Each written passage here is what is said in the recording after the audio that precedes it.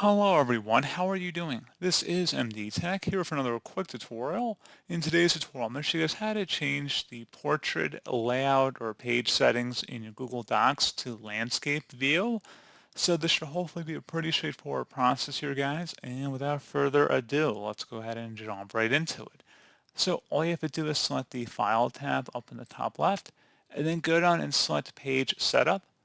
So at this point, underneath orientation, you can select portrait or landscape options. So either or.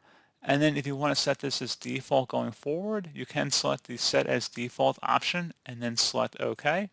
So pretty straightforward process on that, guys. Do hope I was able to help you out, and I do look forward to catching you all in the next tutorial. Goodbye.